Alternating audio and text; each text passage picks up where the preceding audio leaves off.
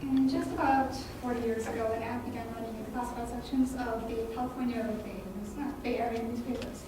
It was pretty straightforward. It asked for college-age males to participate in a psychological study in prison life. $15 a day, 1 to 2 weeks. About 75 people applied for the position, and ultimately 24 were selected to participate in what would eventually become known as one of the most controversial and famous experiments in human behavior in the United States. And if someone's taken a sociology or psychology class, they probably know what I'm talking about. The Stanford prison experiments. The results of the study gave researchers insight on how outside environment and human expectations shape behavior and thought, which applies to all of us today on multiple levels: political, professional, personal, among others. So today we're going to take a look at how these experiments were set up and what the researchers were expecting to find. And we'll take a look at how the actual experiment played out and in what ways the participants reacted in the live setting. And then finally I'll explain what some of the conclusions were and how they apply to us today. So how did this begin? It began with the military. In 1971, the United States Office of Naval Research approached Stanford University and asked them to give them some insight on the root causes of authoritarian and abusive behavior in prisons. And the director at the time, Professor Philip Zimbardo, decided that the best way to come to a conclusion was to set up a live simulation on campus. So he set up a team, they ran their ad, and they chose 24 people that they decided were the most stable. They were all within the same age range. They were all college age, college educated. They were middle-class men. None of them had criminal priors. None of them had health or psychological problems. They decided which ones would play prisoners and which ones would play prison guards, and completely by random. They flipped a coin for each person. And they gave the prisoners chains to put on their feet, and then dressed them in what were basically cloth sacks. That's the one on the left, and the bar on the right. And the guy with the sunglasses and the beard, those were the prison guards. They were given khaki uniforms, mirrored sunglasses so they couldn't make eye contact, and batons to carry to threaten the prisoners with.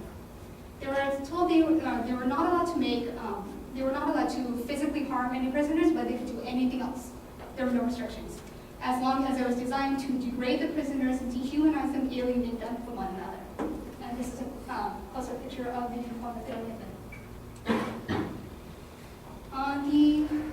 The point of this, as Amara said on the official experimental website, was that what he wanted to see was what would happen if you took what he called the good kids and put them in an evil place, and whether or not they would retain their decency, stay good people in spite of their surroundings, or if they would change themselves to fit the situation they were given. And he got his results a lot faster than he expected. He initially projected that the experiment would run for as long as 2 weeks, but in the end he had to shut it down in 6 days.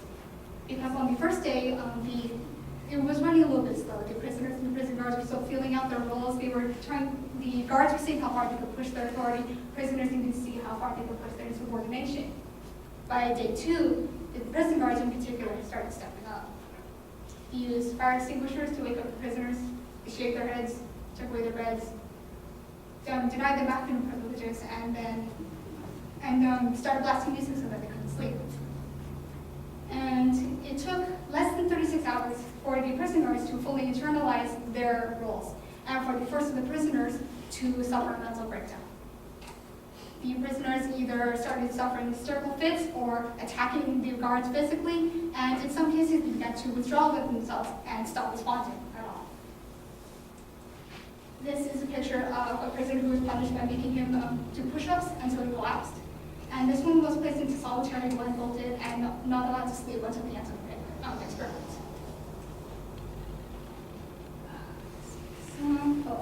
And this one in particular was highlighted during the study in Professor Zimbardo's later books.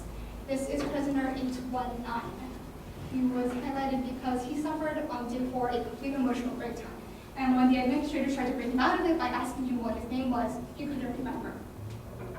He said, I was bad. My name is Professor prisoner 819, and kept saying that I was bad. And even the administrators were drawn into this because in a 40-year retrospective in Stanford alumni, Professor Zamora admitted that the only reason he actually realized the experiment had gone too far was that an outside observer came in to interview the subjects and almost immediately burst into tears. And the experiment was shut down the next day. So what can we learn from this experiment and the conclusions that they drew from it, the unexpected conclusions? In later interviews and his own writings, Dr. Zamora said that this experiment not only gave him insight onto prison behavior, but on the nature of human evil as well. And in his speech, TED speech, The Psychology of Evil, he gave his reasons. The main ones were lack of accountability, dehumanization of a victim, and blind obedience to authority. For some more recent examples, starting in 1992, there were a string of prank phone calls that a man gave to a string of fast food restaurants where he would talk to a male employee and then identify himself as a police officer and then tell them to strip the female employees. And he did it for 14 years, over and over again. No physical presence, no outside confirmation, but they still listened to him because he said he was a police officer and they believed him. And for an example of the dehumanization, one of the main things that hostage negotiation experts tell you to do, if you're ever kidnapped, held at gunpoint, or held prisoner, what's the first thing you do? Second thing you do, because the first thing you do is don't antagonize them. But the second thing you do is tell them your name. Give them an identity to connect to. Because it's much harder to kill a human being than it is to kill a person and to kill a thing. So today we've gone over the setup and the execution of the Stanford Prison Experiment and some of the conclusions that we drew from it. And I hope that you learned something interesting and enjoyed the speech today. Thank you.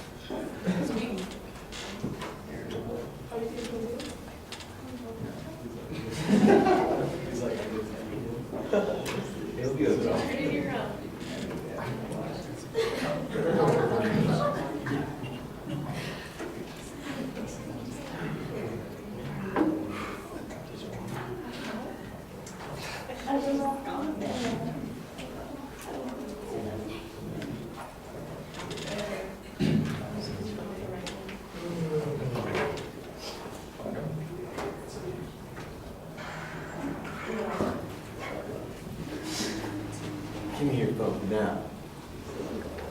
Okay.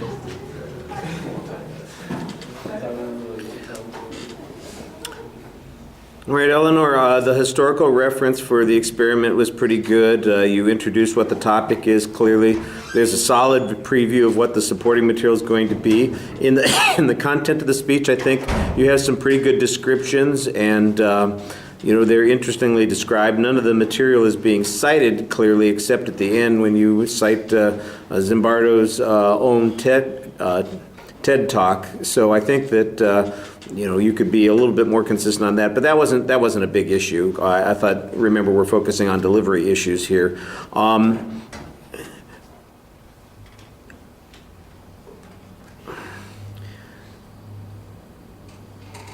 There's just a little inconsistency in the presentation. You do not look like you're nervous. You sound very confident when you're speaking, but you have a tendency to talk over to the corner. I know I'm over on this side of the room, and maybe sometimes it's, trying to make sure that you include me in the process, but it really looks a lot like you are just thinking out loud to yourself, what's the next thing I'm going to be talking about? And you're not really engaging the audience. And it's not that you're avoiding eye contact there, because you do look at the audience. You kind of come back pretty regularly, but that's your go-to kind of crutch in your presentation, that sort of angle of your head and glancing off to the side, and you do that a lot during the presentation. So it's not just that it happens between transitions. It seems like it's going on a lot during the body of the speech, and so that looks just awkward. That's the one thing that I would want you to try and work on a little bit more. Also, I think that you project pretty well. There's reasonable variety in your voice in the range that you have, but I do think that some of the subject matter is potentially dramatic or sad, emotionally involving, and when you speak about it, your tone sounds a little too clinical, and it seems to me like this is an opportunity to maybe connect with the audience a little more also by softening your tone, slowing down your pace, conveying it as if it's more of a story rather than something that you were just examining on a clinical level. And I think that would probably make it a little bit more interesting to the audience also. Everything was clear and easy to follow, but you want it to be engaging also, and I think that's kind of what's missing here. Nothing was bad. It wasn't that there was something that this is a complete defeat on what you're doing. Everything works well. I'm just talking about what could you do better to make it work better for an audience, and those are the kinds of things that I think would make it work better. You do sound like you're Russian a little bit, without even the word ski being used. Does anybody get that joke? No. That's because you're ignoring me, ski. That is very good ski for you to talk about. You sound Russian. Were we too young? No. That's the only Russian accent I can do, ski. I can't speak Russian ski very well, ski. So that's about it, ski. Sorry. Yeah, you did sound a little bit like you were rushing. Cheap joke, sorry.